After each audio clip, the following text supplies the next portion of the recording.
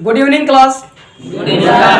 तो आज second part है आपका टेंस। कल प्रेजेंट इंडेफिनिट हुआ था और प्रेजेंट इंडेफिनिट में लगभग मैंने सब बता दिया था इंट्रोगेटिव तक।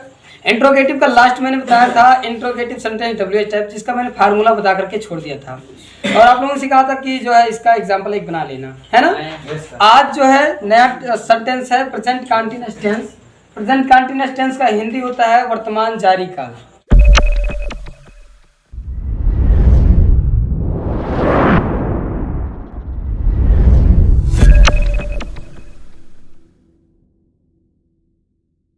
इसमें काम ये होता है, मतलब हम लोग कैसे पहचान पाएंगे कि ये वर्तमान जारी काल यानी कि प्रेजेंट कंटीन्यूअस टेंस है।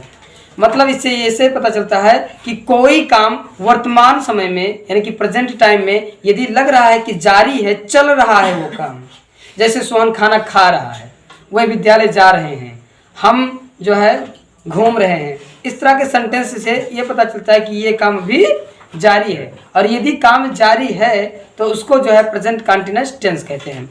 दूसरी बात ये समझते हैं कि हम लोग कैसे पहचानेंगे, तो यहाँ पहचान है कि वाक्य के अंत में रहा है, रही है और रहे हैं आदि शब्द आते हैं।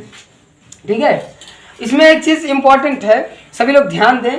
तो इसमें इम्पॉर्टेंट ये है कि रहा शब्द आपको जहाँ कहीं मिल जाए वो समझ लीजिए कि कंटीन्यूअस है।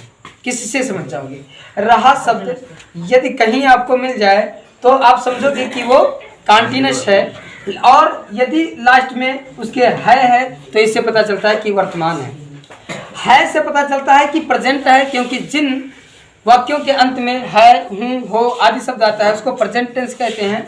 ठीक है से पता चलता है प्रेजेंट है और रहा से पता चलता है कंटीन्यूअस है। अब दोनों मिलाकर के प्रेजेंट कंटीन्यूअस टेंस बनता है। था से पता चलता है कि पास्ट है और रहा से पता चलता है कि कंटीन्यूअस है, तो वो पास्ट कंटीन्यूअस हो जाता है। इसी तरह से सबका जो है पहचान है।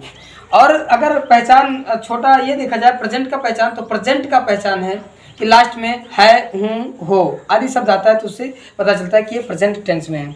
और था, थी, थे आता है तो पता चलता है पास्ट टेंस में है, और गा, गी, गे आता है तो पता चलता है फ्यूचर टेंस में है। ठीक है, तो हम इसमें जो है जानेंगे कि पहचान हमको पता चल जाएगा, मतलब कैसे पहचानेंगे। रहा है, रही है, रहे हैं, रहा हूँ आदि शब्द आएगा तो हमको पता चलेगा कि ये प्रेजेंट कंटीन्यूअस टेंस में है। इसका हेल्पिंग वर्ब कल भी मैंने बताया था, प्रेजेंट इंडेफिनिट टेंस का हेल्पिंग वर्ब क्या था? हाँ, डू या डज था, जो कि अफर्मेटिव में नहीं लगेगा। इस वाले टेंस में प्रेजेंट कंटीन्यूअस टेंस में आपका helping verb is am are होता है। क्या होता है? और उस प्रेजेंट इंडेफिनिट टेंस में अफर्मेटिव में वर्ब का फर्स्ट फॉर्म प्लस यस या यस होता था, और नेगेटिव और इंट्रोगेटिव में नेगेटिव और इंट्रोगेटिव में वर्ब का सिर्फ फर्स्ट फॉर्म होता था।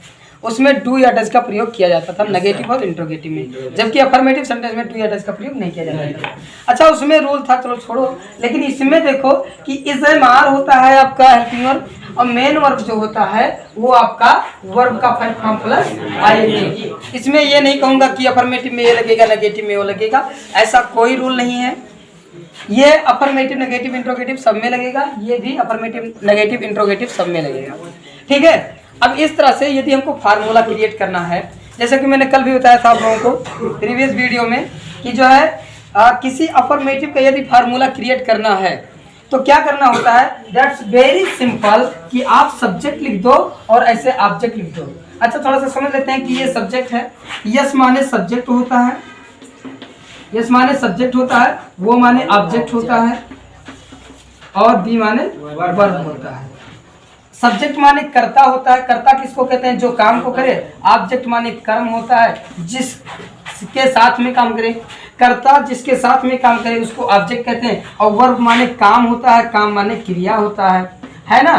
तो जो काम होता है, जो काम होता है उसको क्रिया कहते हैं, उसको वर्ब कहते हैं, और बी से प्रदर्शित करते हैं इस फार्मूले में। ठीक है, और वो माने ऑब्जेक्ट होता है, ऑब्जेक्ट माने कर्म होता है, और यस माने सब्जेक्ट, सब्जेक्ट माने कर्ता, और कर्ता उसको कहते हैं जो काम को करता है। ठीक है, ये हो गया। दूसरी बात ये समझते हैं फार्मूला कैसे क्रिएट करेंगे। फार्मूला क्रिएट करने का बहुत सिंपल ट्रिक है, सब्जेक्ट लिख दो, ऑब्जेक्ट लिख दो। उसके बाद में आपको दिखाई दे रहा होगा कि हेल्पिंग वर्ब को उठाओ, यहाँ पर रख दो, और मेन वर्ब को उठाओ यहाँ पर रखो। ठीक, हर एक टेंस के लिए अप्लाइड है।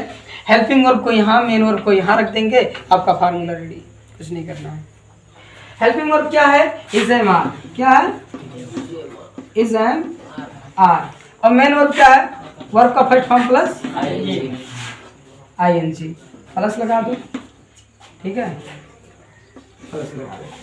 ये आपका अफर्मेटिव का फार्मूला क्रिएट हुआ। एग्जाम्पल है, सभी बच्चे करेंगे। रोहन अपना कपड़ा धो रहा है, इसको बनाना है। रोहन अपना कपड़ा धो रहा है, तो सब्जेक्ट माने होता है कर्ता, जो काम को करे उसको क्या कहते हैं? सब्जेक्ट कहते हैं। इसमें काम कौन कर रहा है? रोहन। तो रोहन लिखेंगे हम लोग। उसके बाद इज लगा देते हैं या एम लगा देते हैं या आर लगा देते हैं। तो जैसा कि रूल है कि यहाँ पर ही, सी, इट तथा एक वचनकर्ता के साथ इज लगाओ। किसके साथ? ही, सी, इट तथा एक वचन। एक वचन का मतलब होता है एक व्यक्ति या एक कोई भी अगर एक हो तो उसके साथ में क्या लगाएंगे? इज लगाएंगे। इसलिए हम यहाँ पर लिखेंगे इज। उसके बाद में देखो, सब्जेक्ट हो गया, इज एम आर में से इज हो गया। बी माने मैंने बता दिया वर्ब होता है, और वर्ब माने क्या होता है? क्रिया होता है। ठीक है, और क्रिया माने काम होता है। काम क्या होगा? पवन, धोना। धोना जो है हमारा वर्ब है, और धोने का अंग्रेजी होता है वॉश। वॉश होता है, और उसी में ING हमको जोड़ना है। ING। ऑब्जेक्ट, ऑब्जेक्ट हमको बताएंगे। अमन वर्मा बताइए ऑब्जेक्ट क्या है? कपड़ा। और एक और ट्रिक है छोटा सा, कि आपको वर्ब के जस्ट पीछे आपको ऑब्जेक्ट मिल जाना है। क्या है? अपना कपड़ा, और अपने कपड़े का अंग्रेजी हो जाएगा हिज क्लॉथ्स। कुछ लड़के यहाँ सब्जेक्ट आपका अगर एक वचन है तो हिज लगेगा, ही है तब भी हिज लगेगा, सी है तो हर लग जाएगा, यहाँ पर हर हो जाएगा, देर हो जाएगा। तो Rohan is washing his cloth. मैंने कहा कि अगर रोहन या कोई लड़का रहेगा तो उसके साथ हिज लगाओ। एक वचन कोई पर्सन रहेगा तो, यानी कि पुरुष रहेगा, मेल रहेगा तो उसके साथ हिज लगेगा। और अगर कोई सी है या लड़की है तो उसके साथ हर होगा, और आई है तो माई होगा, बी है तो अवर होगा, दे है तो देर होगा। ये अपने की अंग्रेजी है। किसकी अंग्रेजी है? अपने की। अच्छा, क्लॉथ्स वाली जो बात है, क्लॉथ्स माने कपड़ा होता है। एक होता है CLOTHE। ये जो क्लॉथ लिखा है इसका मतलब होता है वो कपड़ा जो सिला ना गया हो। थान का कपड़ा, थान के कपड़े को जो सिला ना गया हो उसको क्लॉथ कहते हैं। समझ में आया? जींस का पैंट का अरे अब सर सिला नहीं, हाँ सिला है तो वो का भाई है क्लॉथ्स। ठीक, और सिले हुए कपड़े को क्लॉथ्स, सिले हुए कपड़े को क्लॉथ्स कहते हैं, और बिना सिले कपड़े को क्लॉथ कहते हैं। हो गया इतना बात समझ में आया? बन गया। जो प्रेजेंट कंटीन्यूअस टेंस में आपका ये नंबर मैंने अफर्मेटिव का बता दिया। बी नंबर नेगेटिव सेंटेंस का फार्मूला कैसे क्रिएट करेंगे। फार्मूला क्रिएट करने का सरल तरीका, इससे पहले भी मैंने एक वीडियो अपलोड किया है, आप लोग देख सकते हो, और इसमें भी देख सकते हो कि कैसे क्रिएट किया जाता है। कि यदि हमको कुछ नहीं पता था और अफर्मेटिव का बनाना था तो हमने सब्जेक्ट और ऑब्जेक्ट लिख करके बना दिया था। अफर्मेटिव वाला है ना, सब्जेक्ट और ऑब्जेक्ट लिखा और अफर्मेटिव का तैयार हो गया। तो सब्जेक्ट और ऑब्जेक्ट लिखने के बाद हमने क्या किया था कि हेल्पिंग वर्ब को यहाँ रख दिया था और मेन वर्ब को बगल में रख दिया था, है ना, वर्ब का फर्स्ट फॉर्म प्लस ING। ऐसा कर दिया तो अफर्मेटिव का बन गया। और नेगेटिव का बनाना हो तो क्या करेंगे? नेगेटिव का बनाना हो तो यही वाला पूरा ले जा करके लिख दो ऐसे, सेम है। Subject is am are plus verb का फर्स्ट फॉर्म प्लस ING। देखिए ये अफर्मेटिव का फार्मूला मैंने यहाँ पर लिख दिया। अब नेगेटिव का बनाना है। कभी भी किसी भी टेंस का नेगेटिव का यदि फार्मूला बनाना है तो हेल्पिंग वर्ब के बगल में, चाहे वो इज एम आर हुए, have has, do does, did, will, shall, कोई भी हेल्पिंग वर्ब हो, उसके बगल में आपको क्या करना है? नॉट लगा देना है, बस आपका नेगेटिव तैयार है। Formula is ready. एग्जाम्पल बनाइए। समझते हैं कि मैंने बताया बच्चे बाग में नहीं टहल रहे हैं, इसका ट्रांसलेशन करना था, आप लोगों ने किया होगा। अब मैं बताता हूँ कैसे इसका ट्रांसलेट होगा। तो इसका ट्रांसलेट होगा ऐसे कि हमको सब्जेक्ट लिखना है और सब्जेक्ट है बच्चे, बच्चे का अंग्रेजी हो जाएगा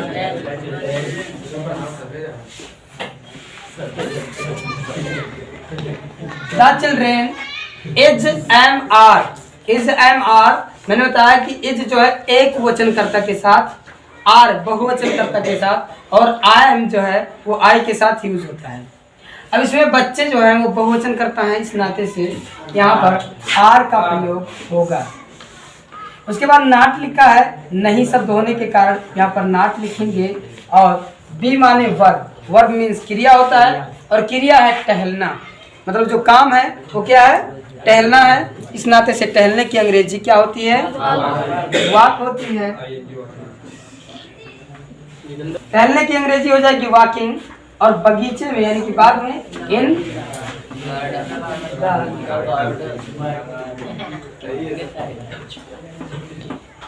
गार्डन। ठीक, इतना बात समझ में आया? बन जाएगा। अब समझते हैं सी नंबर इंटेरोगेटिव।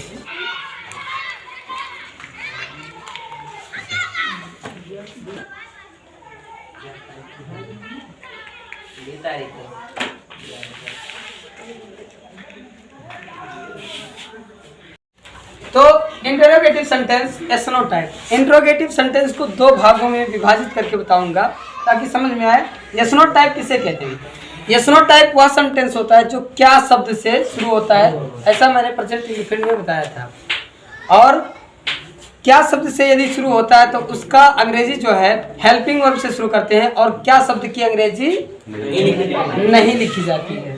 ठीक है, तो इसका जो फार्मूला होगा, फार्मूला कुछ इस तरह से बनेगा कि अगर सी का यानी कि इंट्रोगेटिव का फार्मूला बनाना है तो बी नंबर के फार्मूले से हमको नकल करना है। कैसे नकल करके बनाया जाएगा? बी नंबर के फार्मूले से नकल करके इस तरह से बनाया जाएगा कि इज एम आर जो हेल्पिंग वर्ब है, किसी भी टेंस का अगर नेगेटिव से इंट्रोगेटिव बनाना है तो हेल्पिंग वर्ब को आगे करो और सब्जेक्ट को पीछे करो और उसके बाद में आपका जो है फार्मूला बन जाएगा। तो हेल्पिंग वर्ब आपका जो इज एम आर है उसको आगे कर दे रहे हैं, ऐसे आगे कर दो और सब्जेक्ट को पीछे कर दो। सब्जेक्ट हो गया पीछे। अब आपका इंट्रोगेटिव का फार्मूला तैयार हो गया। बाकी पीछे जितनी बातें लिखी है सब लिख दो। फार्मूला रेडी, एग्जाम्पल लिखें।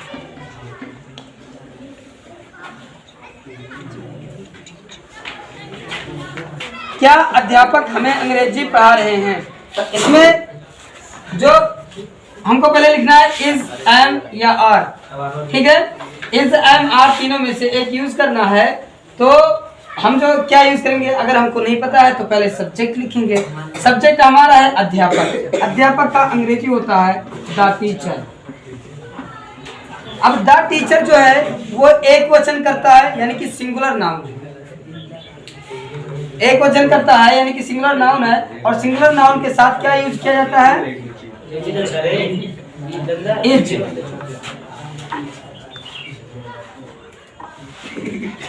ठीक है, तो इज हो गया और सब्जेक्ट हो गया। नाट लिखा है, यदि इसमें नहीं शब्द है तो नाट लगाओ, अदरवाइज नाट नहीं लगेगा। तो इसमें नहीं शब्द नहीं होने के कारण नाट का प्रयोग नहीं किया जाएगा। वर्ब माने क्रिया और क्रिया माने काम। काम है इसमें पढ़ाना। पढ़ाने का अंग्रेजी टीचिंग लिखा जाएगा। उसके बाद ऑब्जेक्ट मैंने बताया, ऑब्जेक्ट जो है इसके बगल में होता है। तो ये भी ऑब्जेक्ट है और ये भी ऑब्जेक्ट है। दो ऑब्जेक्ट है तो पहले इस ऑब्जेक्ट को लिखेंगे, उसके बाद इस ऑब्जेक्ट को लिखेंगे। हमें का अंग्रेजी होता है अस और अंग्रेजी का अंग्रेजी होता है।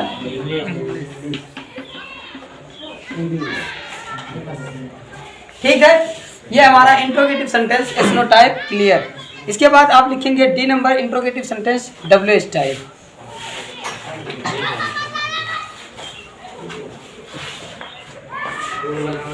समझते हैं interrogative sentence W H type. जैसा इंट्रोगेटिव सेंटेंस एसनो टाइप मैंने बताया, दूसरा interrogative sentence W H type. W H type किसे कहते हैं?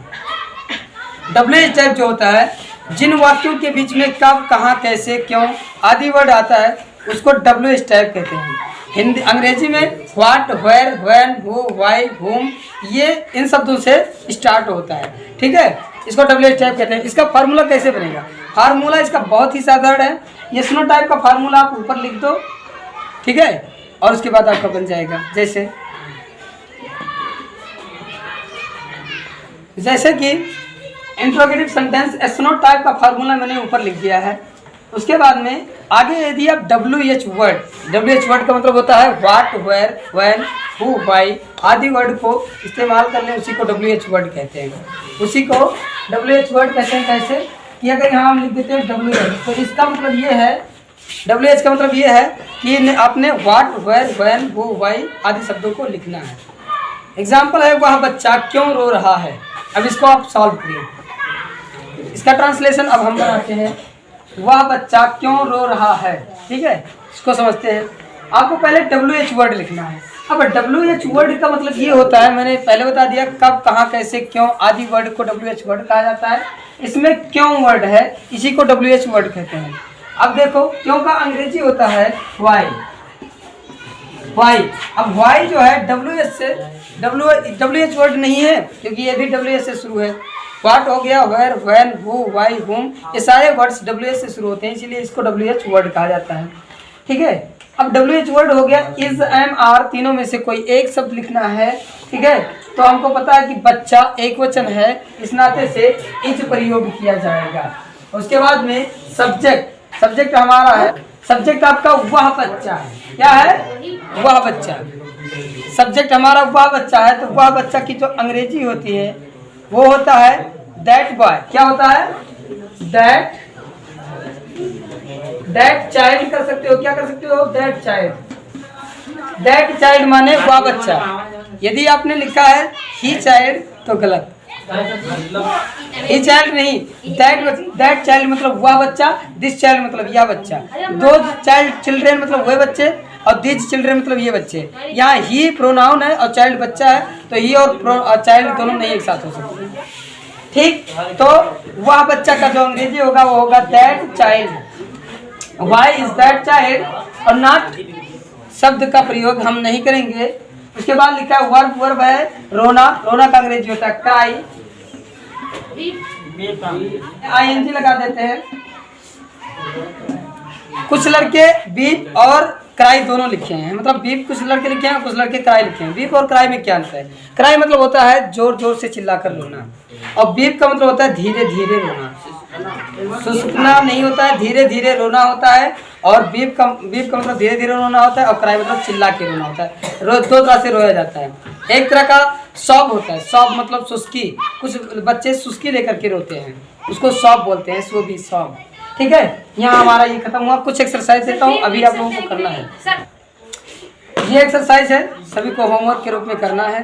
ठीक है, और जो बच्चे वीडियो देख रहे हैं वो अपना लिख करके इसको सॉल्व करेंगे। ठीक है, इसका आंसर आपको नेक्स्ट वीडियो में मिल जाएगा। Thank you.